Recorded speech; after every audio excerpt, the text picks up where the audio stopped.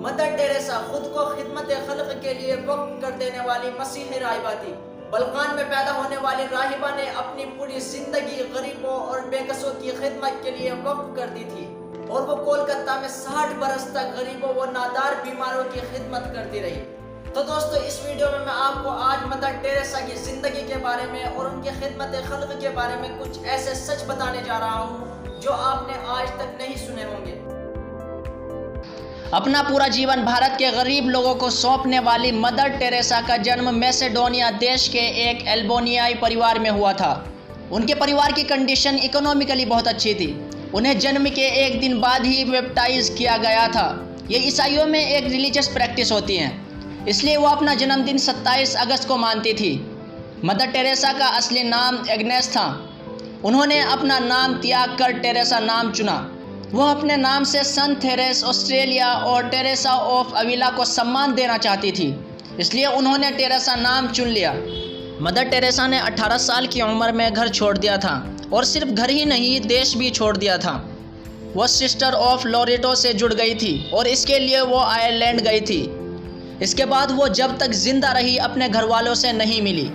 Ireland में ही उन्होंने अंग्रेजी सीखने के लिए मेहनत की और फिर जनवरी 1920 में भारत आ गई। यहाँ पर ग्रेजुएशन के बाद उन्होंने ईसाई मशीनीज के लिए काम करने का फैसला कर लिया।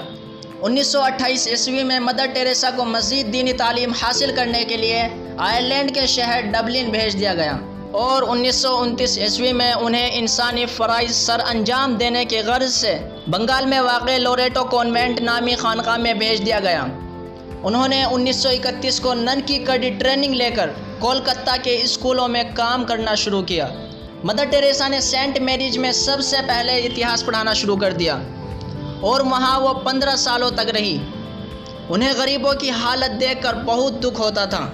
साल 1946 में उन्होंने गरीबों, असहायों, बीमारों और लाचारों की सेवा का संकल्प ले लिया। उन्हें अपने इस काम को पूरा करने में 2 साल लग गए। उन्होंने नर्सिंग का कोर्स किया, उसके बाद लोगों की मदद में जुट गई।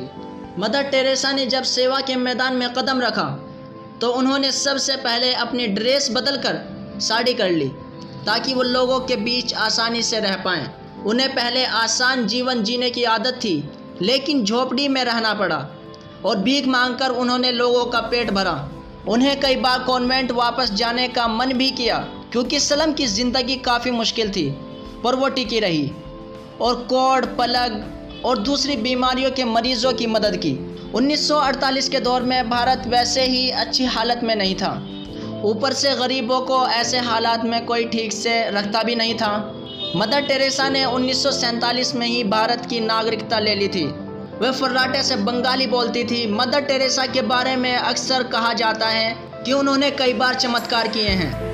एक फ्रांसीसी लड़की जिसने कहा था कि मदर टेरेसा के एक पदक के छूने से पसलियाँ ठीक हो गई। वे एक कार दुर्घटना में टूट गई थी। वहीं एक फ़लस्तीनी लड़की ने बताया था कि वे अपने सपने में मदर टेरेसा को देखने के बाद हड्डी के कैंसर से उबर आई। दूसरी तरफ भारत की मोनिका बेसरा ने दावा किया था कि उनका कैंसर मदर टेरेसा के कारण ठीक हुआ।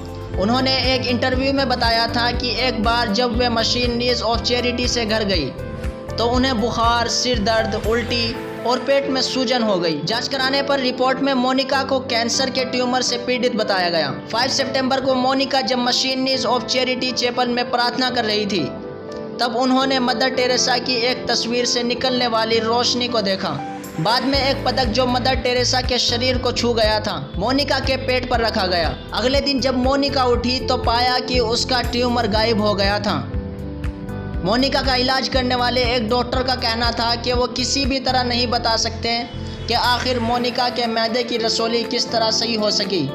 इस वाक़े के बाद कई हफ्तों की तहकीकात किए जाने पर, जिसमें कई अफराद की गुफ्तगू भी शामिल थी, वेटिकन सिटी ने इसको मौजिज़ा करार दिया था।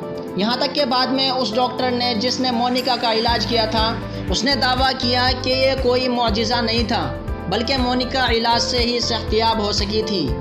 मदर टेरेसा को भारत में 1970 में नोबेल पीस प्राइज़ से नवाजा गया। मदर टेरेसा ने अवार्ड के साथ मिलने वाले कैश 1,38,42,912 रुपये बच्चों की मदद के लिए दान कर दिए थे। भारत सरकार ने उन्हें 1980 में Indian civilian award Bharat Ratna से नवाजा था। मदर टेरेसा को उनकी मदद के बदले उनको कई तरह के अवार्ड से नवाजा गया है। 1931 में उन्हें पोप जॉन 23वें का शांति पुरस्कार और धर्म की प्रगति के टेम्पल्टन फाउंडेशन पुरस्कार प्रदान किया गया। वहीं 1977 में ब्रिटेन द्वारा आयर ऑफ द ब्रिटिश एम्पायर की उपाधि प्रदान की गई। उन्होंने 1981 ईस्वी में अपना नाम बदलकर टेरेसा रख लिया और उन्होंने आजीवन सेवा का संकल्प अपना लिया। गरीबों की सेवा करने वाली मदर टेरेसा ने साल 1950 में कोलकाता में मशीनरीज ऑफ चैरिटी की बुनियाद रखी थी। मदर टेरेसा की मौत के वक्त मशीनरीज ऑफ चैरिटी 123 देशों में 610 मिशन कंट्रोल कर रही थी। 5 सितंबर 1997 में हार्ट अटैक के कारण मदर टेरेसा की मौत हो गई। मौत के वक्त मदर टेरेसा की उम्र 77 साल थी। हम मदर टेरेसा की जिंदगी से सीखते हैं कि हमें गरीबों और बीमारों की मदद करनी चाहिए और हमें ऐसा करने से खुशी मिलती है। मदर टेरेसा कहती हैं, let us meet each other with smile, for the smile is the beginning of love. एक दूसरे के साथ खुशी के साथ मिले और मुस्कुराए, इससे हमारी जिंदगी में प्यार और मोहब्बत बढ़ती है। इस मॉडर्न वर्ल्ड में सबसे बड़ी बीमारी लेप्रोसी, टीबी और कोरोना नहीं है। सबसे बड़ी बीमारी is the lack of love, lack of careness. हम लोगों में आपस में मोहब्बत नहीं है, हम एक दूसरे का ख्याल नहीं रखते, हम बीमारों की तीमारदारी के लिए नहीं जाते। रसूलुल्लाह सल्लल्लाहु अलैहि वसल्लम ने एक हदीस में फरमाया है, जो मुसलमान किसी मुसलमान की इयादत के लिए सुबह को जाए तो शाम तक, और शाम को जाए तो सुबह तक 70,000 फरिश्ते उसके लिए इस्तिग़फ़ार करते हैं और जन्नत में उसके लिए एक बाग होगा। इसलिए हमें गरीबों की मदद करनी चाहिए, बीमारों की इयादत के लिए जाना चाहिए।